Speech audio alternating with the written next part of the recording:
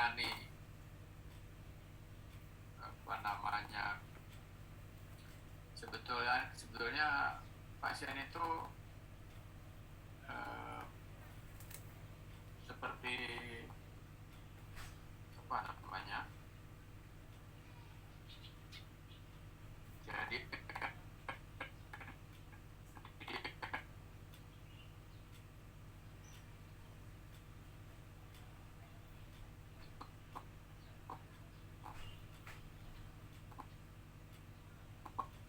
membeli layanan. Jadi pengalaman itu atau berinteraksi dengan pasien tadi ya itu akan memberikan pengalaman kita untuk bagaimana kita bersikap terbuka,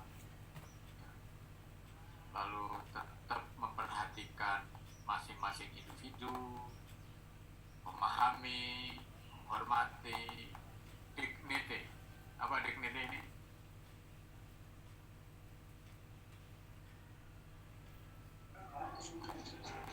Ada yang bisa menjelaskan? Mantap. Semacam itu ya. Jadi menjaga kepercayaan.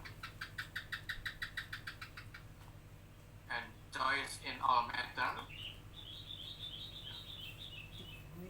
Menjaga kepercayaan. Yang tadi sudah disebut ya, bahwa ini karena ini kompleks ya. Jadi kita tidak membeda-bedakan konsumen kita, tidak melihat perorangan ya, tapi secara keseluruhan yang saling berinteraksi. Jadi kita diingatkan not take into account many of the things that patient want. Kita nggak bisa memenuhi semua maunya pasien, tapi minimal kita harus bisa menyenangkan pasien itu. Kita minimal bisa memenuhi apa yang diingini, apa yang walaupun tidak semuanya.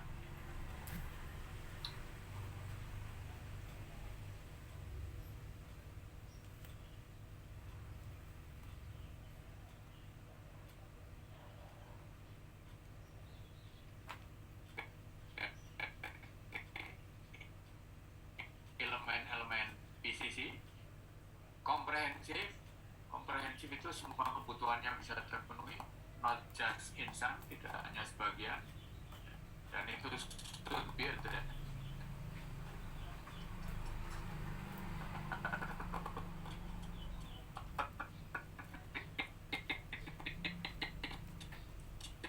Novel misalnya fully terintegrasi yang melibatkan multidisiplin, nah itu harus ada bagaimana mengatur flow-nya tadi. Mengatur flow-nya bisa yang model lurus tadi, bisa yang berputar di dalam ya, di dalam lingkaran yang ada pengelompokannya tadi. Ada timeline,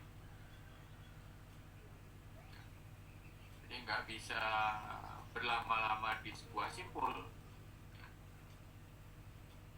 hingga pelayanannya yang tidak efisien dan terlalu lama dan terlalu panjang itu harus ditata. Functioning e-health ya. Jadi zaman sekarang pemberian informasi lewat ini ya. Jadi apa tujuannya? Adalah semua agar pasien dapat mengakses kebutuhannya ya. Patient access to the record and opportunity to act. Ya. Berikutnya adalah clear, reliable communication. Apa yang disebut clear and reliable communication adalah mau mendengarkan, mau menjelaskan, ya, clarify, klarifikasikan, ensure that the provider team member are on the same page. Ya. Lalu ada konsistensi di dalam pengaturannya atau penjelasannya, lalu bisa diakses dari mana-mana. Kan sekarang ada ini kan, apa namanya, yang pelayanan kepada pasien yang tidak usah melalui tatap muka kan? Ya, telemedicine. Nah, telemedicine. Ya, mungkin telemedicine-nya juga dibuka. Ya, tidak semua bisa selesai dengan telemedicine.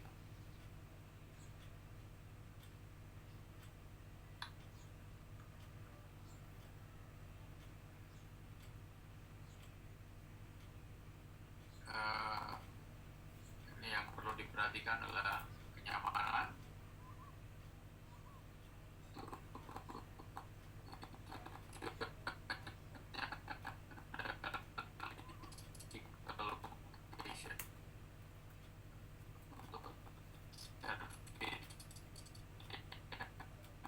Jadi ini rumah sakitnya juga harus ditata alurnya sehingga pasien memudahkan untuk mendapatkan pelayanan yang terintegrasi tadi.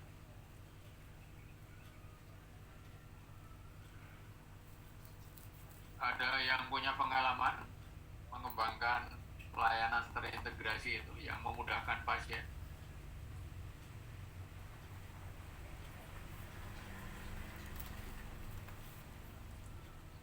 Bentuk sederhana saya pernah lihat dan itu real ya. Karena pasiennya banyak, di salah satu rumah sakit di Malang, pasien nggak usah nunggu farmasinya selesai membagi obat, nanti obat-obatnya dikirim saja.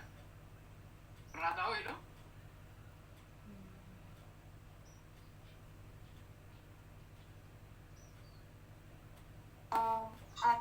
Ya, Prof, saya pernah punya pengalaman sebagai pasien di sebuah rumah sakit swasta memang kita tidak setelah membayar seandainya memang, tapi pengalaman saya sebagai pasien di situ, Prof, ya itu memudahkan. Maksud saya sebagai pasien itu cukup membantu sehingga saya tidak perlu menunggu lama-lama di dalam rumah sakit. Itu kondisinya kan tahun lalu pandeminya COVID meningkat, jadi ya kita tidak usah terlalu lama berada di rumah sakit. Ya,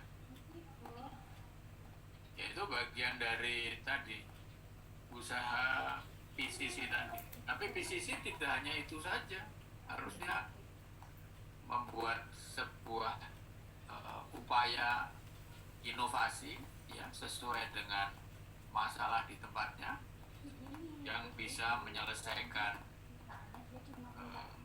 ketidaknyamanan pasien.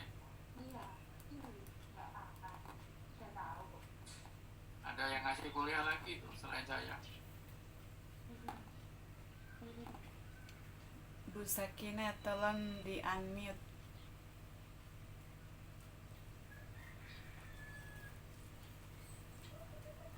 Ya. Jadi dari sisi convenient, respect. Jadi waktu dulu, awal-awal dulu, pasien itu datang, belum rumah sakitnya belum buka sudah datang. Zaman awal-awal BPJS dulu jam 5 pagi udah mulai ngantri. Ya. Jadi itu berarti apa? Tidak respect for their time. Ya. Terus ada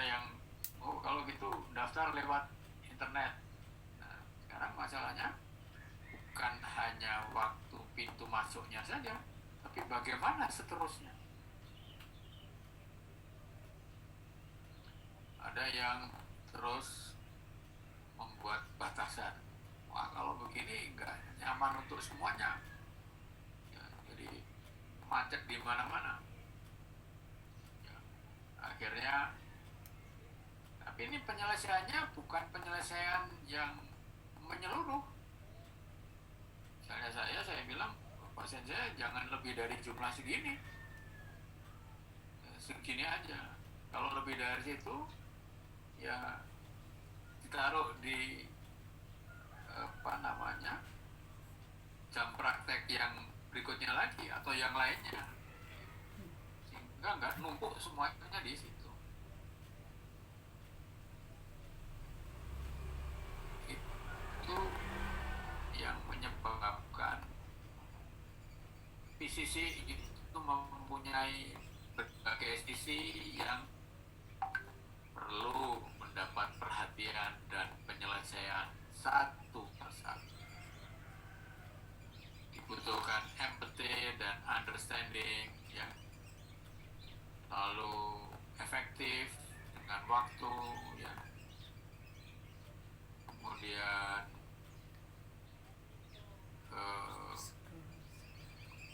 stabil, ya. Jadi alurnya tetap, ya. Kemudian yang terakhir ini yang sering dikeluhkan, fairness amount and timeline of service. Timeline of service. Jadi kadang-kadang kalau pasiennya banyak, yang di luar ribut itu. Kenapa itu dimasukkan dulu? Kenapa ini dulu? Ya. Nah, itu harusnya ada yang mengelola, mengatur. Solusinya bisa macam-macam. Tapi tujuannya adalah untuk melaksanakan patient center care.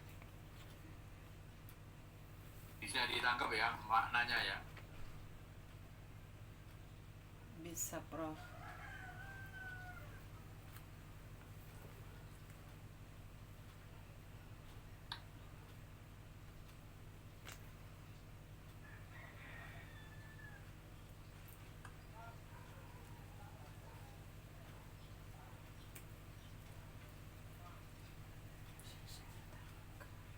Jadi ini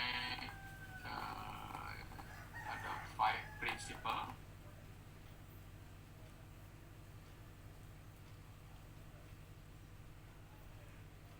Menghormati, choice and empowerment, patient involvement in health policy, access and support, dan information. Jadi ini pembagian informasi rumah sakit juga perlu peran yang besar ini. Ya. Dan di informasi tadi, siapa yang ada di situ? Yang ada yang di situ adalah orang yang bisa menyelesaikan masalah. Menyelesaikan masalah secara terintegrasi. Lalu siapa yang bisa menyelesaikan seperti itu?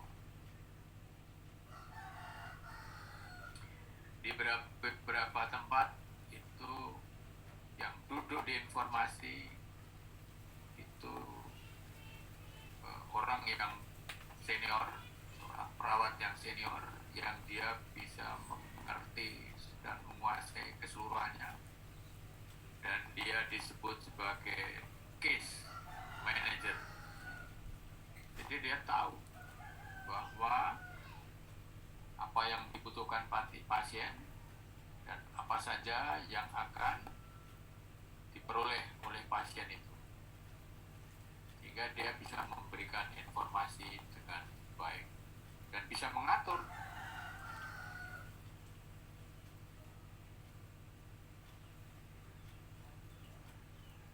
Ini kalau pasiennya masih sedikit, mungkin lebih mudah dibangun PCC ini.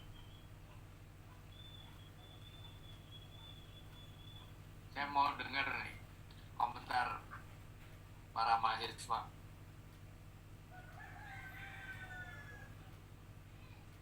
Izin komentar Prof, saya kan Prof. Ya.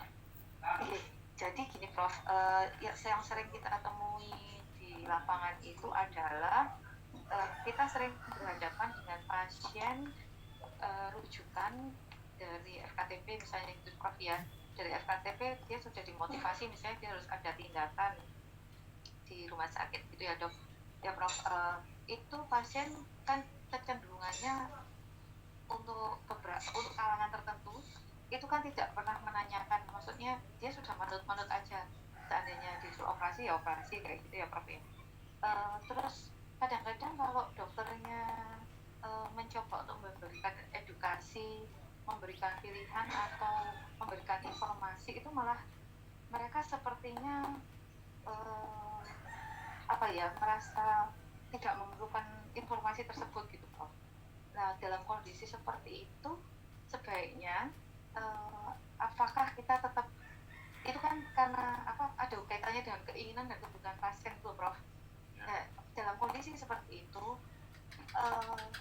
apakah dokter itu tetap wajib untuk memberikan informasi dan edukasi walaupun pasiennya merasa tidak perlu untuk diberikan informasi tersebut, atau kita memilah-milah mana yang perlu diinformasikan, mana yang enggak gitu Prof. Mohon pencerahan Prof. Mohon Prof. Ya.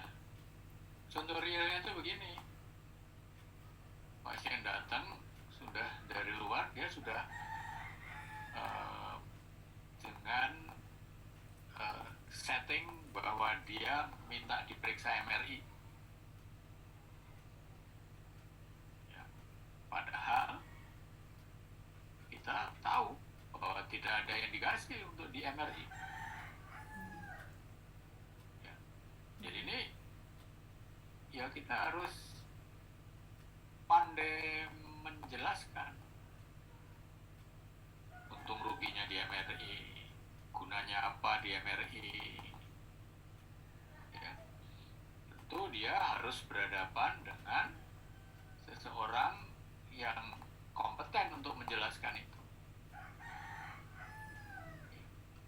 Jadi tadi kan PCC tadi kan terdiri dari integrasi berbagai pelayanan. Ya.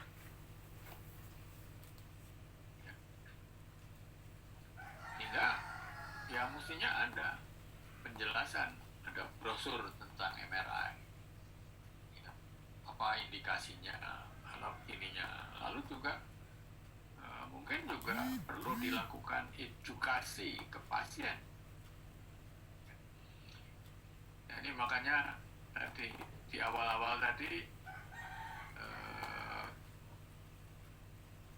para pemangku pelayanan ini, para yang terlibat di sini ya harus mengikuti prinsip-prinsip ini sih, nggak jadi benturan sama pasien. Bukannya benturan sama pasiennya terus nanti terjadi dokter sana bilangnya begini kok di sini malah begini, telah ribut ya kan. Jadi harus pandai-pandai bagaimana menjelaskan dan menghandle pasien. Gak ada satu solusi yang sesuai untuk satu hal yang sama.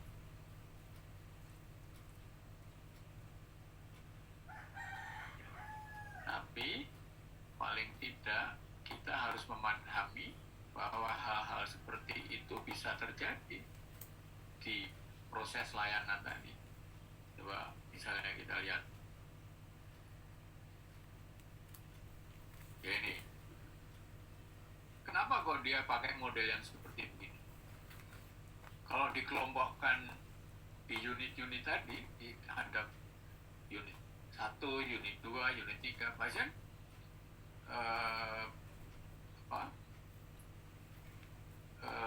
terintegrasi sudah dari di kelompok ini, bukan dalam bentuk yang masih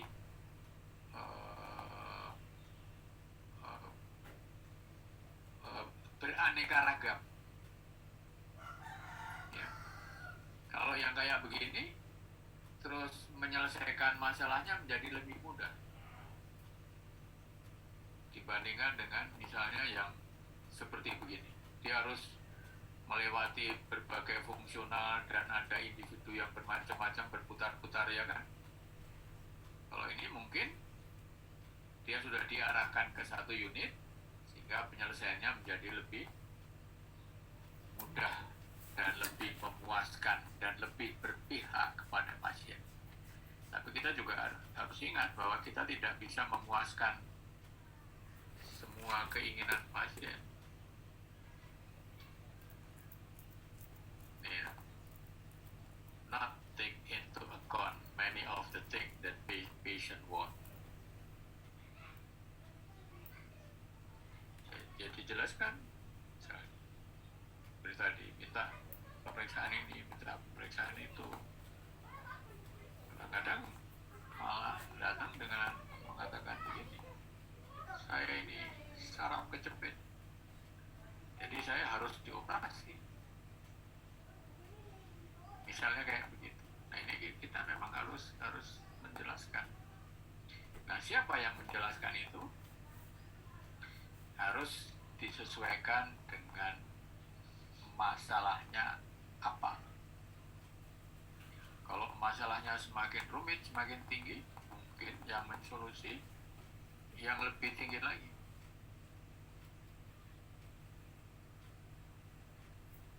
Maksudnya yang lebih tinggi kompetensinya.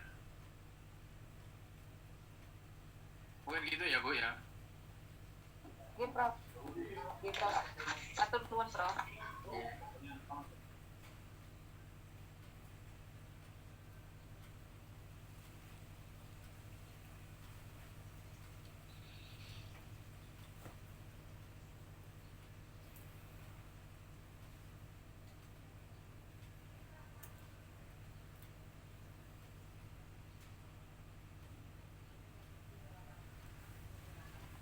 Jadi kalau di depan tadi adalah sisi sosialnya yang kira-kira itu arahnya ke arah health education. Ya.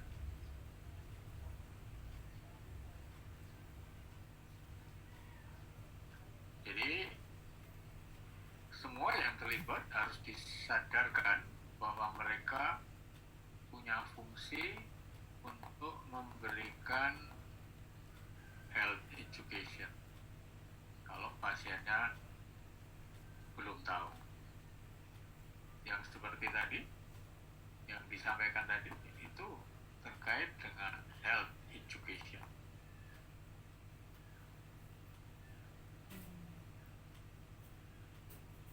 Lalu kita biasanya seperti kacamata kuda, kerja di bidangnya masing-masing, sehingga hanya sedikit pengalaman, tidak ada kesiapan ya, terhadap ilmu perilaku dan health education. Jadi sebenarnya kalau kita ingin membangun visi, itu kita harus melengkapi visi yang lain.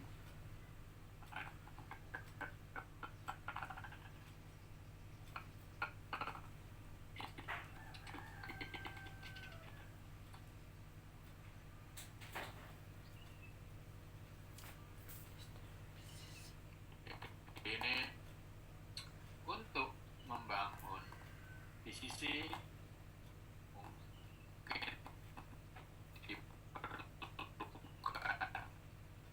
ya,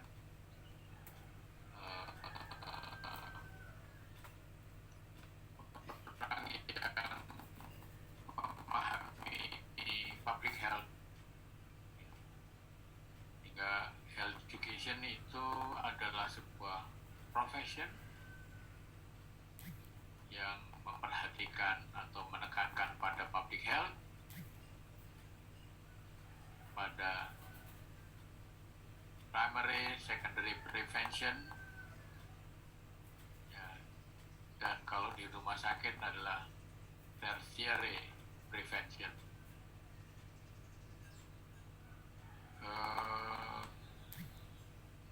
Ini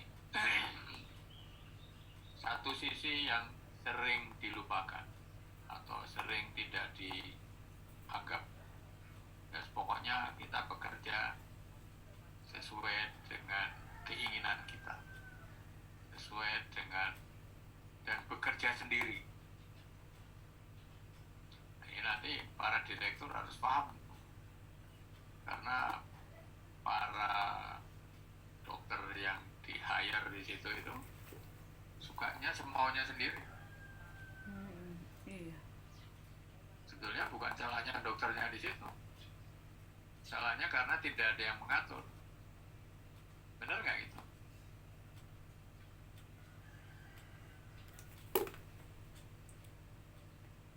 Benar, Prof.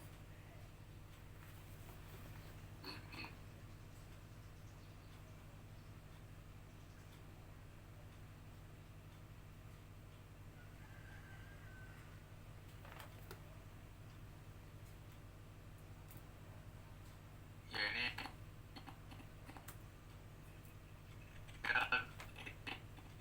Peter tadi itu bisa melihat sisi yang lain, yang itu tadi akan membantu merealisasikan patient center care, ya, yang physician sama nurses itu enggak memperhatikan ini.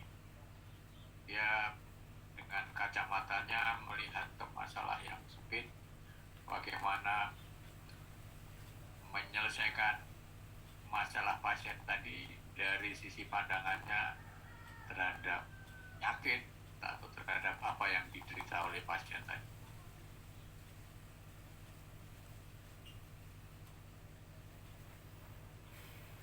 Jadi kadang-kadang kita butuh teman-teman dari public health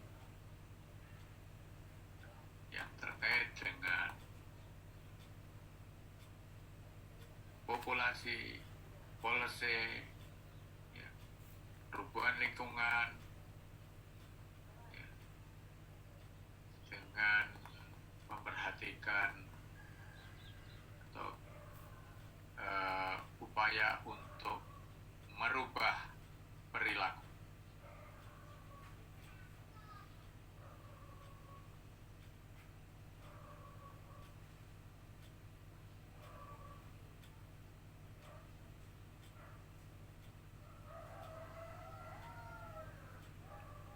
Nah ini para profesional itu memang diperlukan. Dia menjadi ujung tombak pelayanan. Tapi mereka datang dari kultur yang berbeda-beda. Ya. Misalnya di Malang aja bisa speak different language. Ya.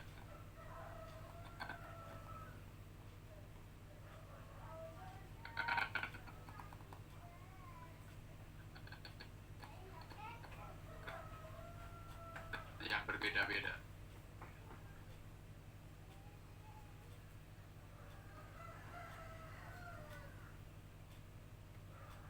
Ada yang mau menjelaskan, ada yang kurang menjelaskan, ya.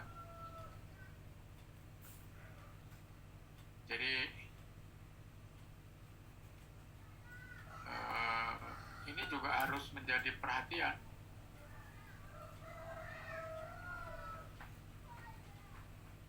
Jadi pasien juga harus dikasih kesempatan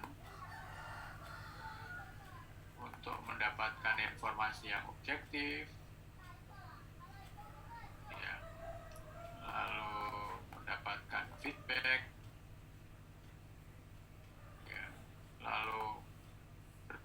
alternatif atau pilihan.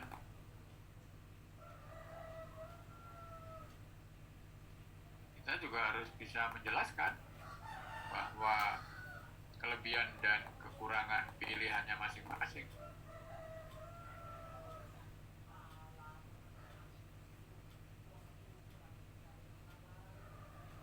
Jadi kita memang harus merubah, ya, untuk bisa melaksanakan pelayanan yang dianggap paling baik kalau kita bisa melaksanakan patient center care.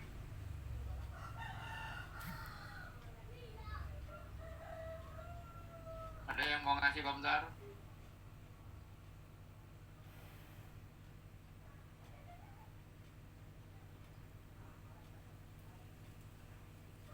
Ini yang di slide ini menjadi penting untuk diperhatikan, ya,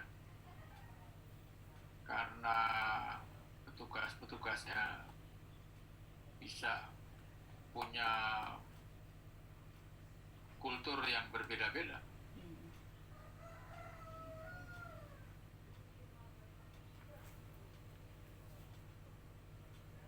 Ada yang mau ngasih komentar?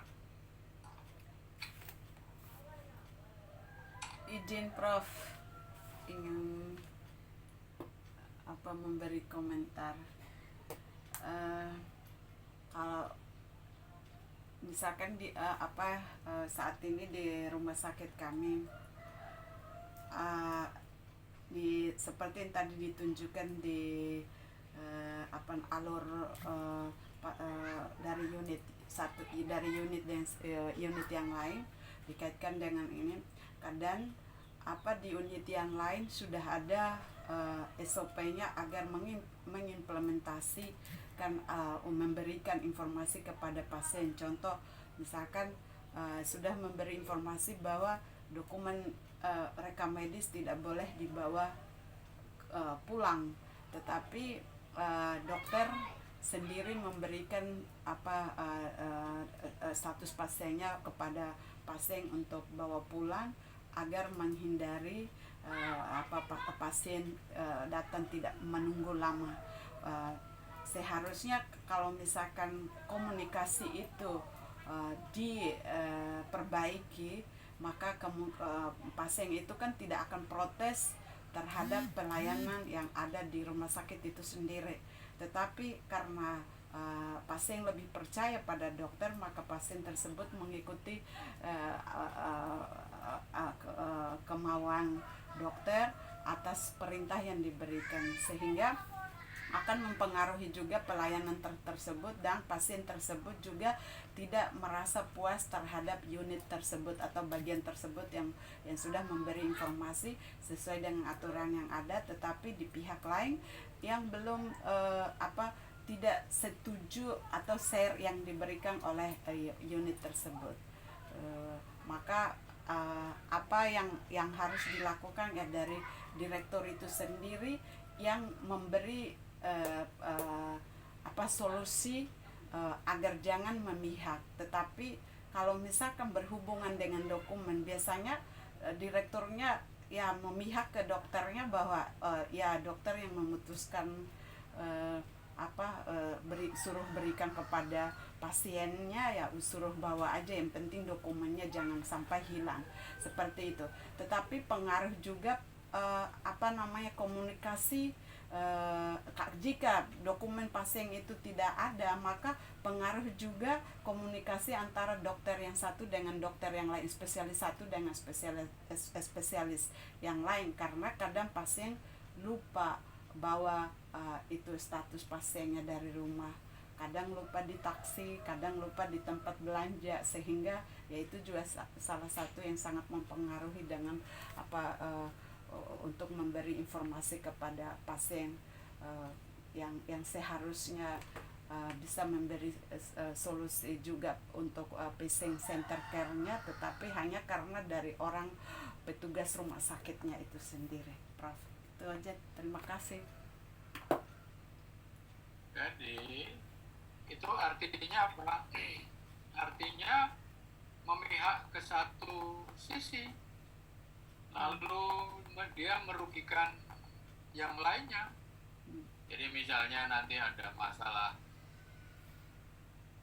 hukum misalnya, nanti dicari rekam mediknya nggak ada, buktinya apa? Nggak ada bukti apa-apa, ya kan? Jadi itu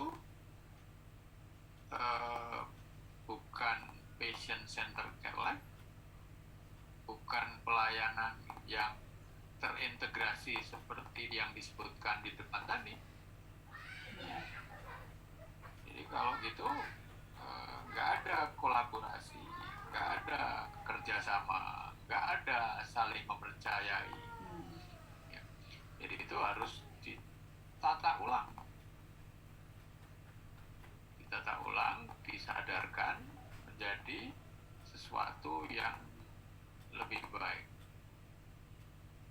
Jadi kalau kita nanti lihat di tempat-tempat yang sudah jauh lebih maju, itu pasien merasa nyaman, pasien merasa diperhatikan, dan semua merasa, bukan hanya pasien saja yang merasa nyaman, tapi semua yang bekerja di situ merasa nyaman karena semua apa yang dirancang untuk kepentingan Bersama. mereka semua bisa terpenuhi. Kalau itu hanya memenuhi satu tapi mengorbankan yang lain, coba nanti dilihat dari awal ya, konsep patient center care itu ya Bu. Baik, Prof. Terima kasih. Ada lagi?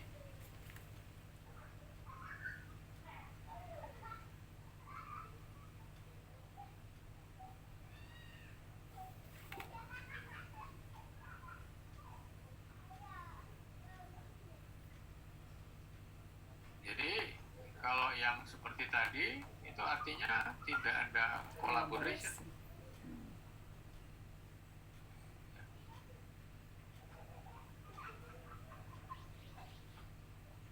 Lalu juga tidak mendidik dan tidak memberi kesempatan kepada publik.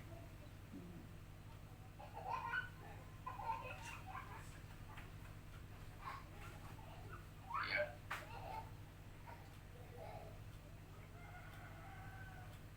Jadi ini PCC memang menjadi sesuatu yang belum semua rumah sakit bisa melakukan seperti itu. Tapi kalau kita nggak menuju ke arah sana, maka kita akan menjadi rumah sakit bukan yang terdepan lagi.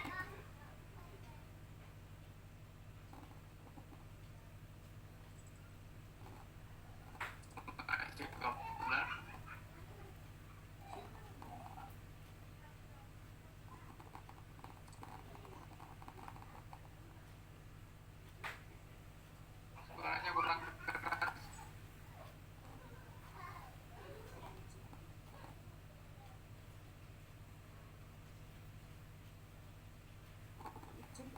Ya, ya.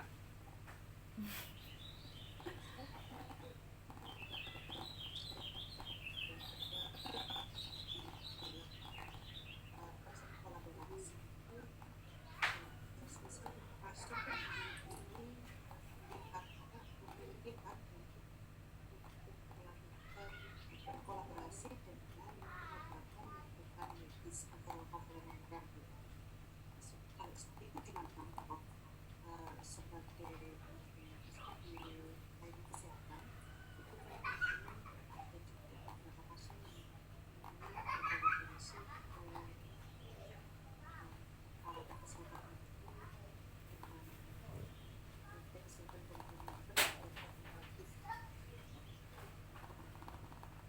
suaranya terganggu ya.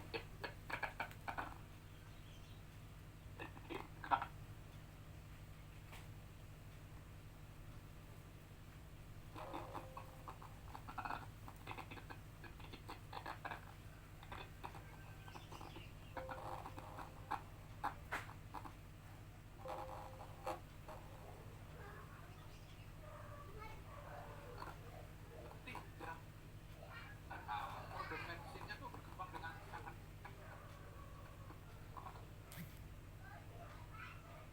saya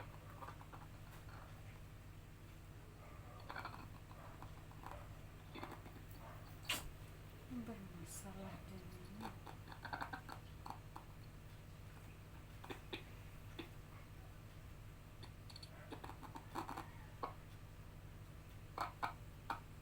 Itu suaranya canggih-canggih. Kenapa Cina itu bisa begitu maju di semua bidang loh, termasuk penelitian, termasuk pengembangan pelayanan kesehatannya luar biasa itu. Karena rumah sakitnya juga bukan hanya melayani dan mencari uang, tapi mereka juga mengembangkan diri sehingga negaranya bisa maju sekali. Jadi kalau kita itu tidak boleh, bukannya tidak baik itu yang namanya traditional medicine, tapi ada tempatnya sendiri. Sehingga orang boleh milih. Saya milih traditional medicine. Oh ya, kamu ke rumah sakit ya untuk pelayanan tradisional itu. Dan itu direstui oleh negaranya. Kalau kita di sini kan yang namanya tradisional kan nggak jelas. Nggak jelas itu misalnya gini. Oh ini minum herbal untuk COVID misalnya. Ya gimana kita bisa meyakini bahwa kita tidak tahu ilmu itu. Ya kita bilang aja. Kita nggak tahu. Kita tahunya yang kayak gini. Ya, jadi kita nggak bisa melakukan sesuatu yang kita tidak kompeten.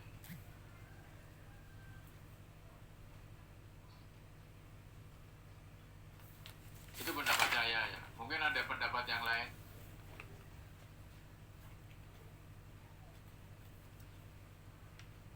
Karena misalnya menghadapi misalnya kasus tumor misalnya. Oh, saya mau ke herbal aja. Wah, nanti siapa yang bisa jamin kalau dengan herbal terus bisa sembuh?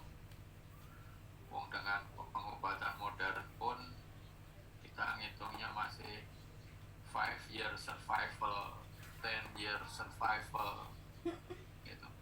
Itu pun dengan intervensi yang bermacam-macam.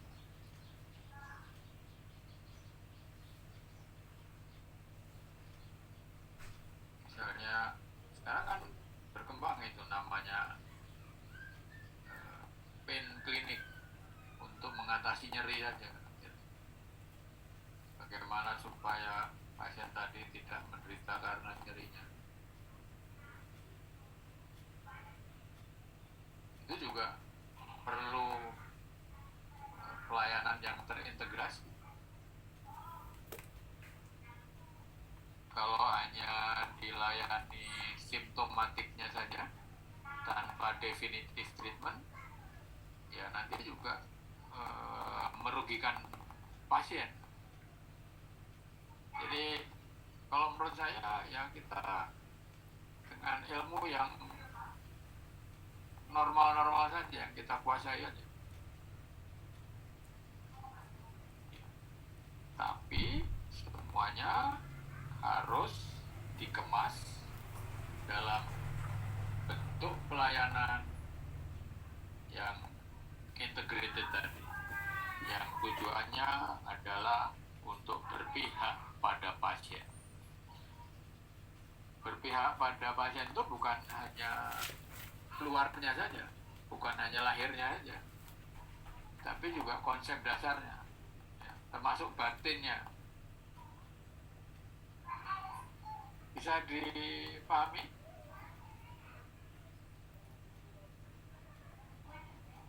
Makanya kan ada yang melayani dengan hati. Itu dulu di Saiful Anwar itu waktu mau akreditasi apa zaman dulu tuh, terus pakai ditempeli gambar hati, jadi melayani dengan hati. Tapi sosialisasinya masih belum PCC waktu itu,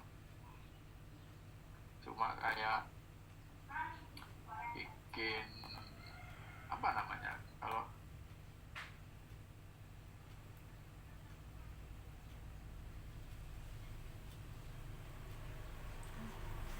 Tak usah.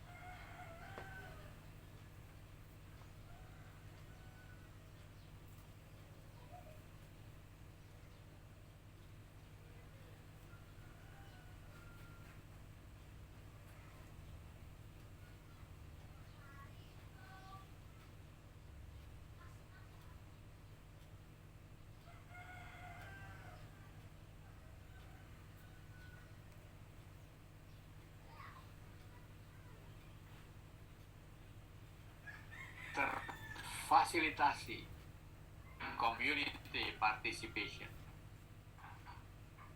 ya, sehingga terdapat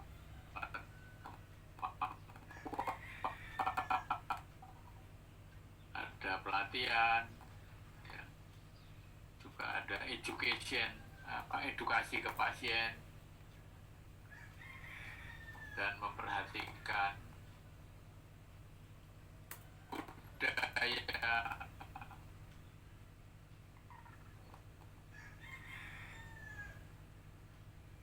hal-hal yang membutuhkan perantara, ya, cultural interpreter between patient and healthcare provider system. Mungkin juga diperlukan expert konsultan atau partner dalam mendesain clinical services dan behavior intervention. Pelayanan klinik dan intervensi perilaku.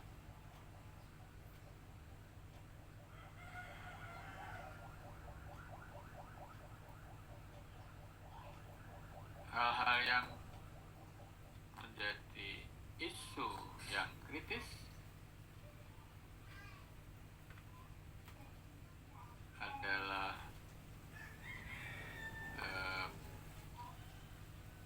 medication, treatment, rehospitalization, overutilization, and misappointment. Ya, itu perlu diperbaiki. Ya, dibutuhkan orang yang bisa memberikan konsultasi, ya, untuk merubah perilaku secara teori dan praktis. Jadi kalau itu jelas menuju kebaikan, pasti semua orang mau untuk melaksanakan dan disupport oleh pimpinan rumah sakitnya.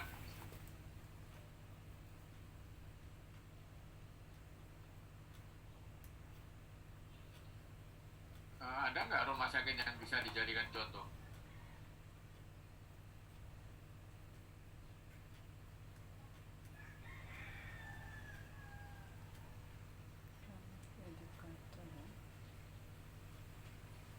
yang mau ngasih komentar?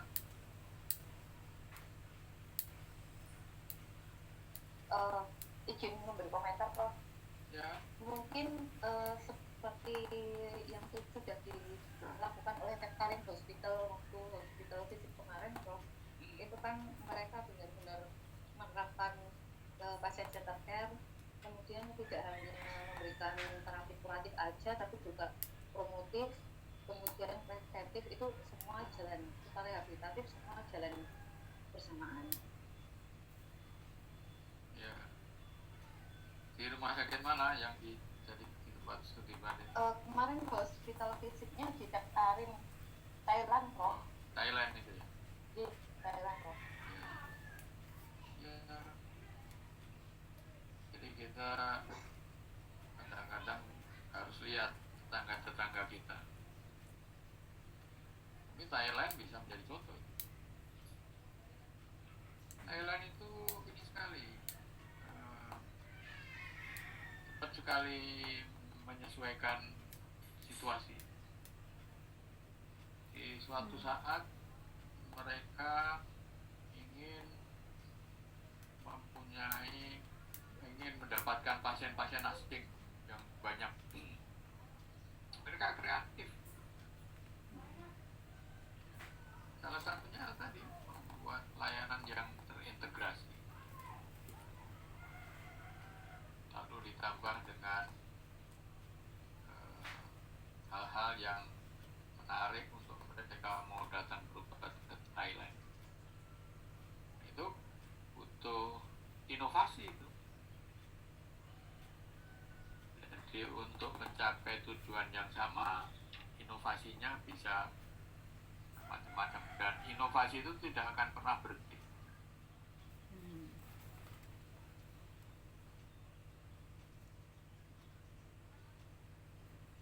Kita terus sedikit ya.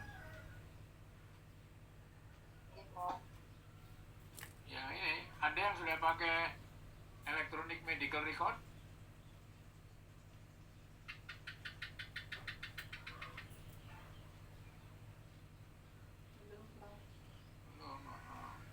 Di Malang pun juga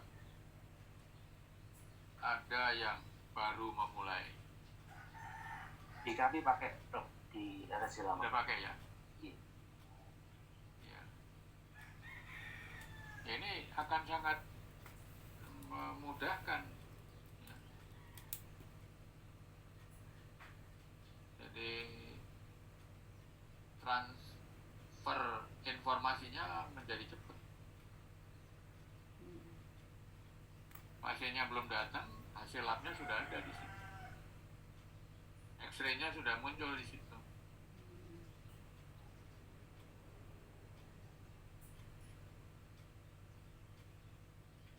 Dan itu akan menyenangkan pasien.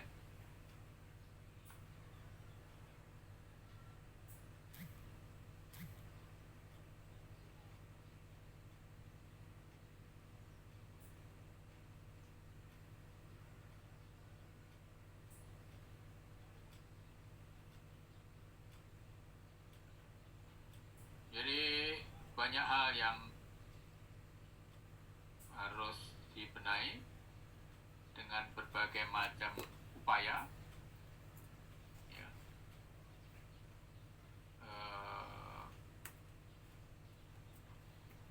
Mungkin satu persatu harus dicari cara yang atau prioritas pembenahannya. Ya. Ada yang pakai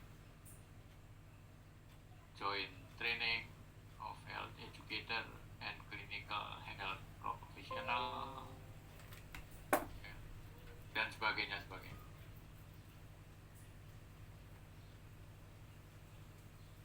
Saya kira itu yang bisa saya sampaikan. Kita masih punya kesempatan sedikit untuk diskusi atau untuk apa, silakan.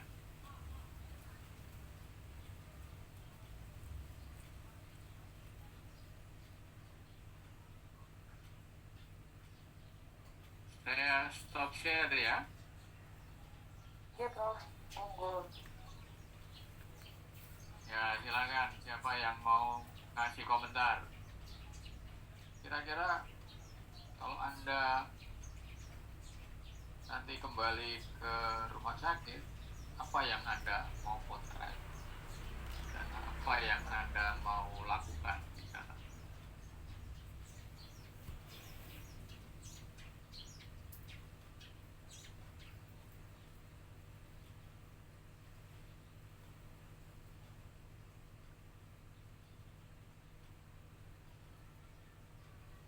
Siapa yang mau cerita? Ingin bertanya ya Prof, kaitan antara keuangan atau pembiayaan Prof dengan PCC. Kadang kita mendapatkan rumah sakit itu pembiayaan terbatas terhadap penanganan pasien itu dengan pola tarif finansial atau Ya, dari BPJS itu. Kemudian kondisi pasien eh, belum memadai untuk ARS misalkan ya, tetapi hari rawatnya sudah sangat lama. Dalam hal PCC kami harus menangani hal tersebut seperti apa gitu Pak tersebut. ya. Di sebuah rumah sakit yang dia bisa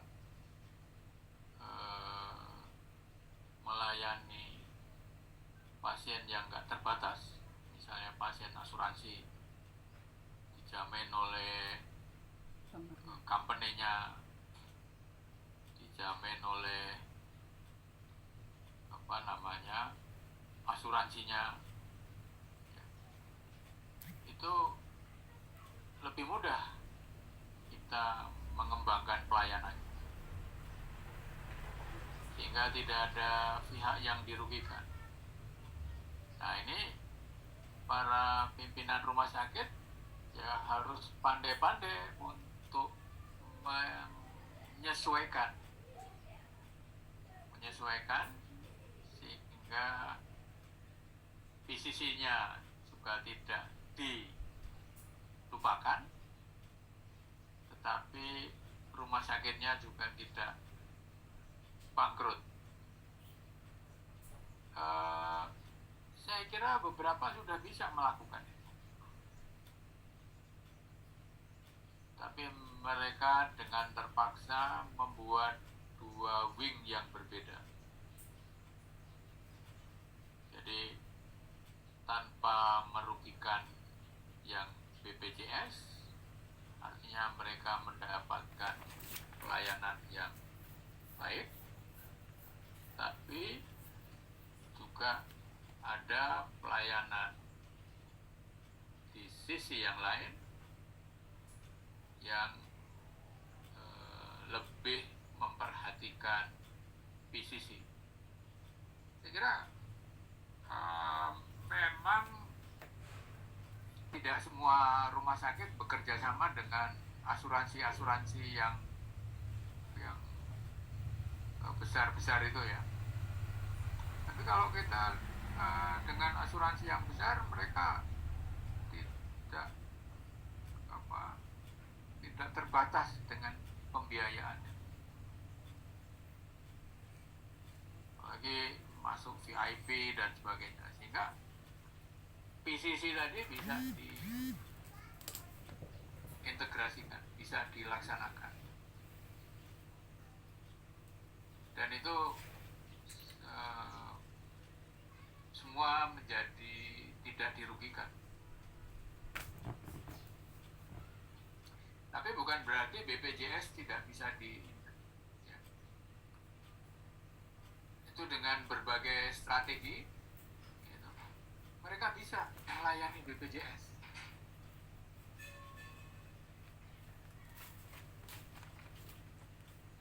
Misalnya di tempat saya praktek misalnya ya, kalau BPJS ya nggak apa-apa, biasanya kamar operasinya sudah tahu, udah pinter. Implannya apa dok? Misalnya gitu. Ya udah, yang ini apa? Oh, yang reguler. Itu sudah jelas ada yang reguler. bisa kayak begitu-begitulah.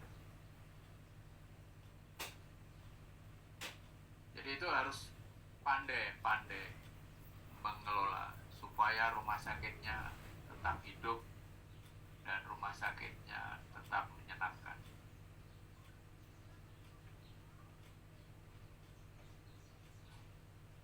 Itu kadang-kadang mudah diucapkan, tapi kalau tidak sungguh-sungguh dilaksanakan jadi sulit.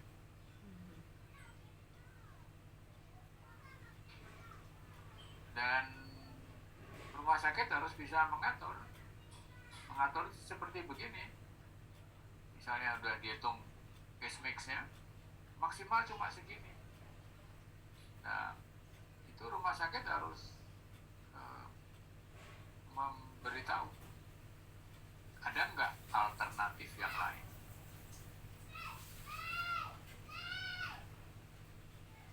Apakah dia indikasi mutlak untuk pembedahan atau adakah alternatif yang lain.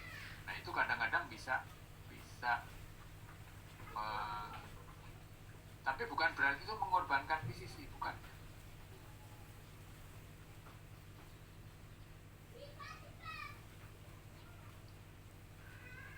Bisa ditangkap ya maksud saya ya.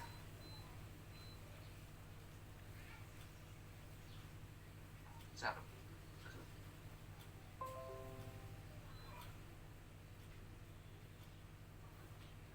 Ada lagi?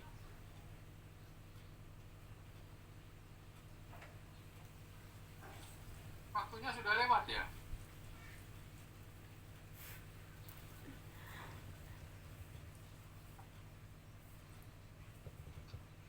Nggak salah saya sampai jam berapa sih? 14.20 ya? 14.40. 14.40 ya. Kita masih punya 10 menit.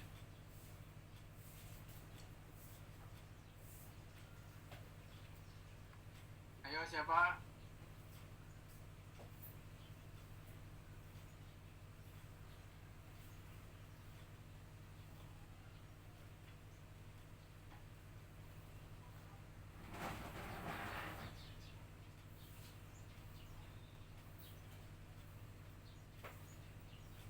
Kalau nggak ada lagi, apa kita tutup? Mudah-mudahan apa yang saya sampaikan bisa ditangkap. Bisa, Prof. Bisa, Prof.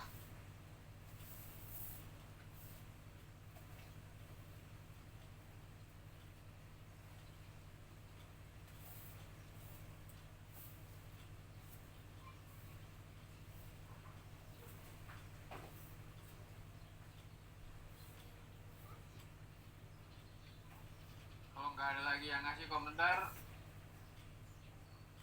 kita tutup. Baik, Monggo, Prof. Prof. Terima kasih. Ya, mudah-mudahan bermanfaat. Terima kasih perhatiannya. Selamat siang. Assalamualaikum warahmatullahi wabarakatuh. Waalaikumsalam warahmatullahi wabarakatuh. Selamat Terima kasih berpuasa banyak. buat yang Terima bukan kasih. puasa. Terima kasih, Prof. Ya, terima kasih.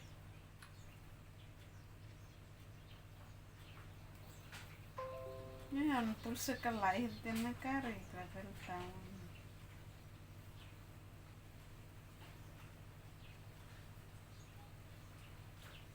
Yuk nyanyi lagi Paulu.